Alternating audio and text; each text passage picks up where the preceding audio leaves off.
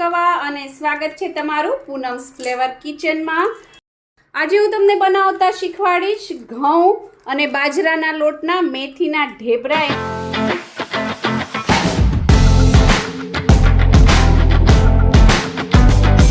એના માટે આ રીતે મેથીની ભાજી માર્કેટથી લઈ આવવાની છે અને ભાજી છે એ લઈ આવો ત્યારબાદ એને આ રીતે કૂણી કૂણી ડાળખી અને થોડા થોડા પાન હોય એ રીતે તમારે આ રીતે એને ચૂંટી લેવાની છે। આગળથી જો આ રીતે કટ કરી લેવાનું અને ત્યારબાદ એને કટ કરી લેવાની છે। આ રીતે તમે જોઈ શકો છો હું સુધારું છું એ રીતે અને ત્યારબાદ એને ધોઈ લેવાની છે। અને બીજી એક ટિપ્સ આપી દઉં, હું હંમેશા જ્યારે મેથીનું કંઈ બી વસ્તુ શીખવાડું ત્યારે હું કહું જ છું, તો જે લોકો પહેલી વાર મારો વિડીયો જોવે છે એને કહી દઉં, જે વારંવાર જોવે છે એને ખ્યાલ જ છે, જ્યારે પણ માર્કેટમાંથી મેથી લાવો ત્યારે આ રીતે ગોળ પાનવાળી લાવવાની, લાંબા પાનવાળી મેથી નહીં લાવવાની।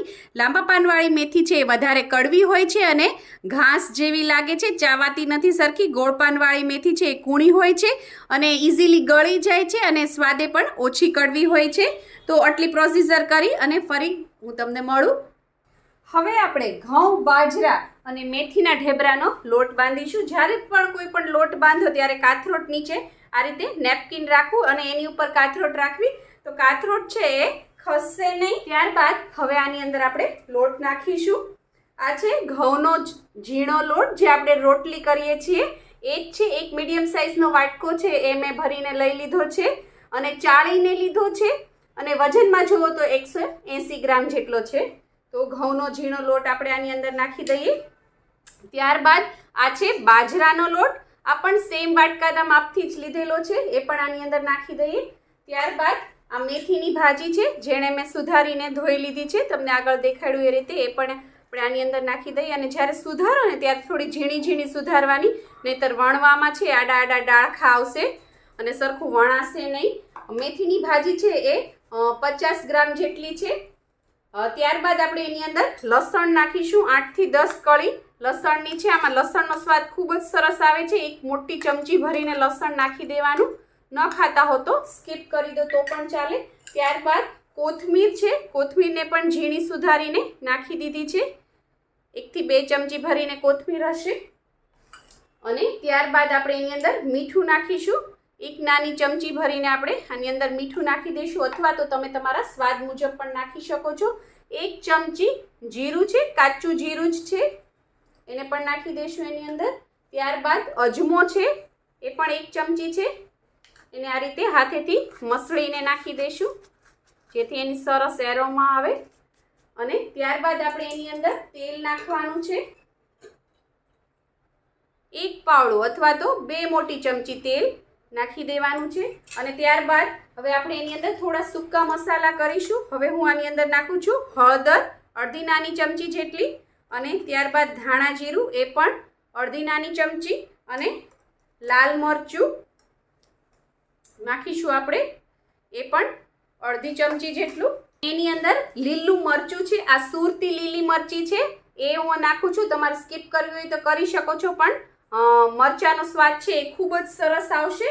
હવે બધું પહેલાં આપણે મિક્સ કરી દઈશું, આ રીતે મસળતું જવાનું અને મિક્સ કરતું જવાનું, જેથી મેથી છે એ થોડીક ચોળાઈ જાય, એટલે એનો રસ અને સુગંધ ને બધું ખૂબ જ સરસ આવે એની અંદર।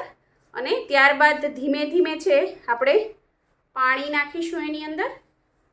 પાણી નાખતા પહેલાં એક વસ્તુ નાખી દઈએ, દહીં છે થોડુંક ખાટું છે, તમે તમારા ટેસ્ટ પ્રમાણે નાખી શકો છો, તમને જેવું ભાવતું હોય એવું, ખાટું મોળું, પણ સેજ ખાટું હોય તો સરસ લાગે। 2-3 ચમચી ભરીને મેં દહીં નાખી દીધું છે। ઘણા લોકો આમાં તલ પણ નાખતા હોય છે, હું નથી નાખતી, તમને પસંદ હોય તો નાખી શકો છો। અને તમારે લોટનું માપ પણ તમારી રીતે જો સેટ કરવું હોય તો તમે કરી શકો છો, એવું જરૂરી નથી કે 1 વાટકો ઘઉંનો લોટ ને 1 વાટકો બાજરીનો લોટ લેવો, તમારે વધારે ઘઉંનો, ઓછો બાજરીનો, જેમ પણ તમને ગમતું હોય એ રીતે તમે લઈ શકો છો। મેથીની ભાજી પણ વધારે ઓછી તમારા સ્વાદ પ્રમાણે તમે નાખી શકો છો। અને ત્યારબાદ આ બધું મિક્સ કરીને ધીમે ધીમે પાણી નાખતું જવાનું છે અને એનો લોટ બાંધી લેવાનો છે, પરોઠા જેવો લોટ આપણે બાંધવાનો છે। તમારે મેથીની ભાજી આખું વરસ લીલી ને લીલી કેમ સાચવી રાખવી એનો વિડીયો જોવો હોય, મેથી પાપડનું શાક જોવું હોય કે મેથી મટર મલાઈની રેસીપી જોવી હોય તો એ પણ મારી ચેનલ ઉપર તમને જોવા મળી જશે. તો આ રીતે થોડું થોડું પાણી નાખતું જવાનું અને લોટ બાંધતું જવાનું. એક સામટું પાણી નહીં નાખવાનું, નહીં તો ઢીલું થઈ જશે, કારણ કે આમાં આપણે ઓલરેડી દહીં ને એવું નાખ્યું છે, મેથીની ભાજી ને એ બધું પણ ધોઈને નાખ્યું છે, એ પણ પાણી છોડશે. તો આ રીતે લોટ છે સરસ બંધાઈ ગયો છે. જો તમે આ રીતે સોફ્ટ હોવો જોઈએ, રોટલી જેવો રાખવાનો, નહીતર છે એ જ્યારે પણ વણશો ત્યારે કાંગરી છે ફાટી જશે, એટલે કઠણ લોટ નહીં રાખવાનો. હવે આની ઉપર 1 ચમચી જેટલું આ રીતે તેલ નાખી દેવાનું છે અને ત્યારબાદ એને ઢાંકીને 10 થી 15 મિનિટ સુધી રેસ્ટ આપવાનો છે. 10 મિનિટ થઈ ગઈ છે. હવે આપણે આને ખોલીએ અને આ રીતે છે ઉપર તેલ નાખ્યું હતું એટલે ફરીથી એકવાર આ રીતે મસળી લેવાનું છે સરસ. અને મસળાઈ જાય પછી આ રીતે લૂવો કરવાનો છે. થોડો મોટો લૂવો લેવાનો છે. આ રીતનો તમે જોઈ શકો છો. નાના નાના નથી હોતા, આ થોડા જાડા હોય છે અને મીડિયમ સાઇઝના વણાય છે, એટલે આટલો લૂવો લેવાનો. હવે આપણે આ જે લૂવો તૈયાર કર્યો હતો એને ઘઉંના લોટના અટામણમાં આ રીતે આપણે લપેટી લેશું અને ત્યારબાદ એને આ રીતે હાથેથી પ્રેસ કરી અને વણશું. જે રીતે આપણે નોર્મલ વણતા હોઈએ છીએ એ જ રીતે વણવાનું છે. થોડું આ રીતે મોટું થઈ જાય એટલે ત્યારબાદ ફરીથી અટામણમાં આ રીતે એને ડીપ કરીશું અને આ રીતે અને હળવા હાથે આપણે વણતું જવાનું હશે. લોટ તમે જોઈ શકો છો સરસ વણી લીધું છે. આ આટલું થીક હોય છે અને આની સાઈઝ આટલી જ હોય છે. આવી રીતે મેં બીજું પણ અહીંયા તૈયાર કરી લીધું છે. તો ચાલો હવે આપણે આને શેકીએ.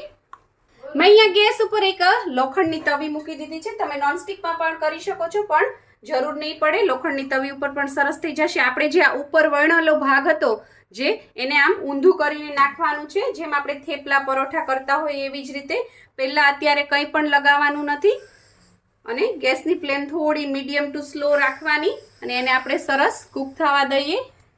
1 મિનિટ જેવું થઈ જાય એટલે આપણે એને પલટી દઈશું. આ રીતની ભાત આવી જવી જોઈએ ઉપર, તમે જોઈ શકો છો. અને હવે આપણે એને એની ઉપર હવે તેલ લગાડીશું. હું આ રીતે તાવીથાથી લગાડું છું. હવે આપણે આને પલટી દઈશું અને આ સાઈડ પણ આપણે તેલના લગાડી દઈશું. આને બહુ આપણે પલટવાની જરૂર નથી પડતી. હળવા હાથે જ એને પલટવાનું અને હળવા હાથે જ શેકવાનું. બહુ તાવીથો નહીં મારવાનું, નહીંતર કડક થઈ જશે. ફરતી કોર પણ આપણે નાખી દઈએ. જ્યારે પણ તેલ નાખીને પલટો ને ત્યારે તમારે ગેસની ફ્લેમ ધીમી કરી નાખવાની. જ્યારે પહેલી વાર આપણે નાખીએ ત્યારે થોડી મીડિયમ રાખવાની. તેલ નાખીને આપણે શેકીએ ત્યારે ગેસની ફ્લેમ હંમેશા ધીમી રાખવાની. કોઈ પણ વસ્તુ તમે શેકતા આ વાતનું ધ્યાન રાખવાનું, નહીંતર દાજ છે એ કાળી પડી જશે. આવી રીતે બ્રાઉન પિંક જેવી દાજ નહીં પડે અને સ્વાદમાં કડવું થઈ જશે. પાછળની બાજુ પણ સરસ શેકાઈ ગયું છે, તમે જોઈ શકો છો. હવે આપણે આને પલટી લઈએ અને કાઢી લઈએ પ્લેટમાં. મેં ઓલરેડી એક શેકીને તૈયાર કરેલું છે. જો કેટલા સરસ લાગે છે અને આને કલર કેટલો સરસ ગ્રીન આવ્યો છે. એટલે જ મેં કીધું તું જ્યારે લોટ બાંધો ને ત્યારે સેજ આમ મસળીને ચોળીને બાંધવાનો, જેથી મેથીની ભાજી છે કલર અને ફ્લેવર બંને રિલીઝ કરે. આપણા ઘઉં બાજરા મેથીના ઢેબરા તૈયાર છે અને ટોટલ 8 ઢેબરા બન્યા છે આટલા લોટમાંથી. અને હવે મેં આને સર્વિંગ પ્લેટમાં મૂકી દીધા છે અને એને પ્લેન દહીં સાથે પણ તમે આ રીતે સર્વ કરી શકો છો. એ પણ બહુ સરસ લાગે છે. પણ મને થોડું આ રીતે દહીં પસંદ છે. તમને દેખાડું. દહીંની અંદર આપણે થોડું નાખીશું શેકેલું જીરું છે, ત્યારબાદ કાળું મીઠું અથવા તો ઘણા લોકો આને સંચળ કહે છે એ નાખીશું થોડું. તમારે નોર્મલ મીઠું નાખવું હોય સાદું એ પણ નાખી શકો છો, પણ બ્લેક સોલ્ટથી ટેસ્ટ ખૂબ જ ચટપટો આવે છે. અને આ છે બુંદી, તળેલી બુંદી જે નમકીનની માર્કેટમાં મળે છે એ લઈ લેવાની છે અને એ પણ આની અંદર નાખી દેવાની છે. આની સાથે ખૂબ જ ટેસ્ટી લાગશે. તો તૈયાર છે ઘઉં બાજરા મેથીના ઢેબરા અને સાથે બુંદીનું રાયતું. અને મારા હસબન્ડને ચા સાથે પસંદ છે, તો એના માટે ચા. તો ચાલો બધા જમવા. જો તમને મારી આ રેસીપી પસંદ આવી હોય તો લાઇક, શેર, કોમેન્ટ કરો. પ્લીઝ મારી ચેનલને સબસ્ક્રાઈબ કરો અને હા, બેલ આઇકન દબાવવાનું ના ભૂલશો, જેથી આવી જ સરસ મજાની વાનગીઓ તમારા સુધી પહોંચતી રહે. ઢેબરા અને હા, તમે આ ઘઉં બાજરા મેથીના ઢેબરા બનાવો, કેવા બન્યા અને તમે શેની સાથે ખાધા એ મને કોમેન્ટ બોક્સમાં લખીને જણાવો. આવજો.